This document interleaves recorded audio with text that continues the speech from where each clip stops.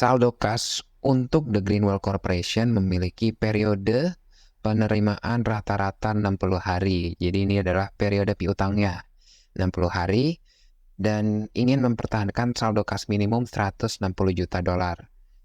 Berdasarkan informasi yang diberikan dalam anggaran kas berikut, lengkapi anggaran kasnya.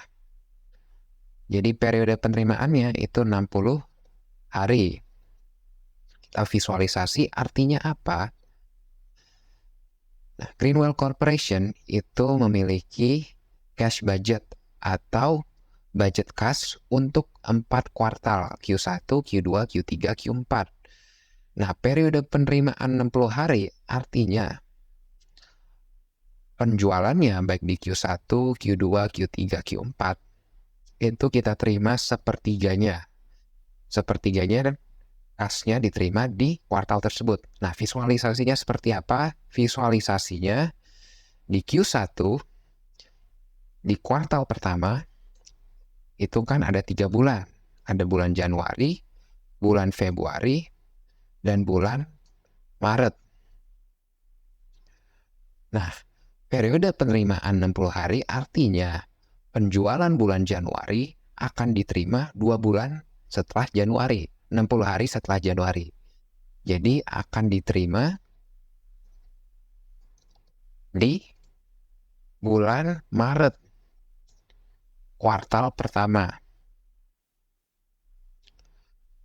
Untuk penjualan bulan Februari itu kita akan terima di bulan April. 2 bulan setelah Februari berarti April di kuartal kedua. April sudah masuk kuartal kedua. Dan untuk bulan Maret itu akan kita terima di bulan Mei. Mei itu di kuartal kedua. Nah, artinya apa? Penjualan di kuartal pertama 33% ya, sepertiganya.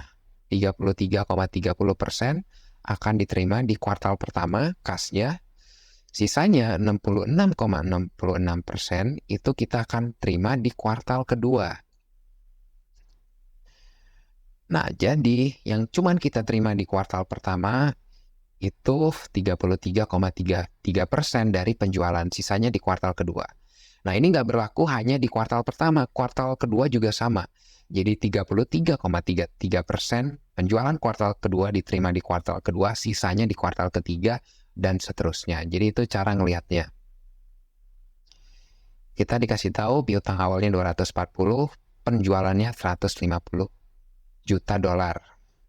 Nah, kita mau tahu berapa yang kita terima di kuartal pertama, berapa yang kita tagih ke pelanggan penjualannya. Ya, tinggal kita kalikan sepertiga dikali dengan 150 atau 33,33% dikali dengan 150. Nah, berapa penerimaan kasnya? Penerimaan kas adalah piutang awalnya kita terima dong. Dan sepertiga penjualannya kita terima 50. Piutang akhirnya adalah 2/3 kita kalikan dengan penjualan. Jadi dari 150, 50 yang kita terima sebagai kas, 100-nya, sisanya itu jadi piutang akhir. Nah, berapa total penerimaan kas? Total penerimaan kas adalah ya ini 290 dolar. Total pengeluaran kas 170. Dan arus kas masuk bersih itu berapa? Arus kas masuk bersih adalah total penerimaan kas dikurangi dengan total pengeluaran kas, 120. Jika saldo kas awal kita 45 dolar, arus kas masuk bersih itu 120 diambil dari sini, selisih antara penerimaan kas dan pengeluaran kas. Nah, berapa saldo kas akhir? Saldo kas akhir adalah saldo kas awal kita tambah dengan arus kas masuk bersih. Arus kasnya kan kita dapat dari sini. Selisih antara penerimaan dan pengeluaran kas. 165 dolar. Nah, saldo kas minimum, kan kita dikasih tahu. Saldo kas minimum perusahaan adalah 160 juta dolar. Nah, maka dari itu saldo kas minimumnya adalah 160. Nah, berapa surplus atau defisitnya? Saldo kas akhir kita 165. Sedangkan saldo kas minimum ya 160. Jadi surplus dan defisitnya kita hitung dari selisih antara saldo kas akhir dengan saldo kas minimum. Kita dapat $5. Jadi di kuartal pertama, dengan asumsi saldo kas minimum $160 juta, surplus kita $5 juta. Nah, untuk kuartal kedua, kita masukin piutang awalnya adalah piutang akhir dari kuartal pertama. Jadi 100 masuk jadi piutang awal. Penjualannya 165, yang kita terima adalah 33%-nya. 33,3% kita kalikan dengan 165. 54,99 atau 55 lah. Nah, total penerimaan kasnya adalah 155, kita dapat dari sini 100 ditambah 55 piutang awal ditambah sepertiga penjualan. Total pengeluaran kasnya 160. Arus kas masuk bersih adalah penerimaan dikurangin dengan pengeluaran. Nah, selanjutnya saldo kas awal. Nah, saldo kas awal kita adalah berapa? Saldo kas awal di kuartal kedua adalah saldo kas akhir di kuartal pertama. Jadi, saldo akhir jadi saldo awal. Arus kas masuk bersih adalah minus 5, selisih yang tadi. Dan saldo kas minimum ya 160 juta. Nah, surplus dan defisitnya berapa? Tinggal kita jumlah antara saldo kas akhir dengan saldo kas minimum.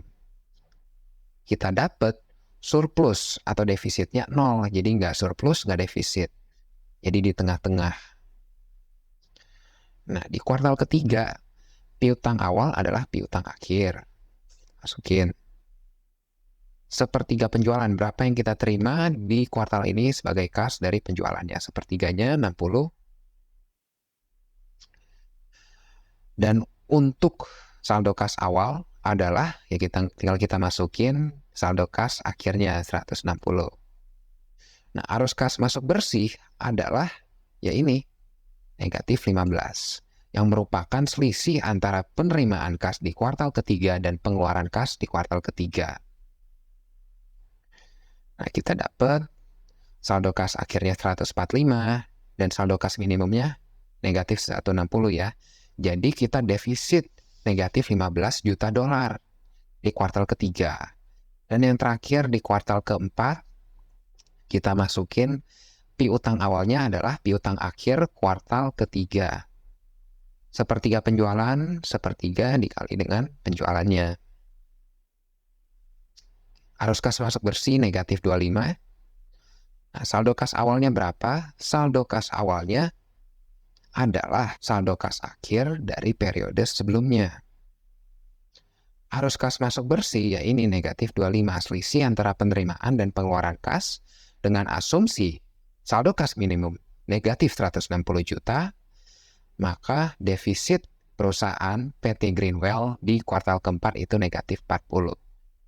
Jadi perusahaan itu harus cari pendanaan di kuartal ketiga dan kuartal 4 soalnya defisit. Atau mungkin 5 juta ini kita majuin ke kuartal ketiga, kuartal keempat. Caranya gimana?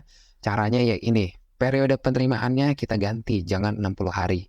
Jadi cepetin 30 hari misalnya, 15 hari. Jadi kita nagih ke pelanggannya juga agak cepet, supaya kas masuknya juga agak cepet. Jadi itu untuk POV dari Greenwell Corporation.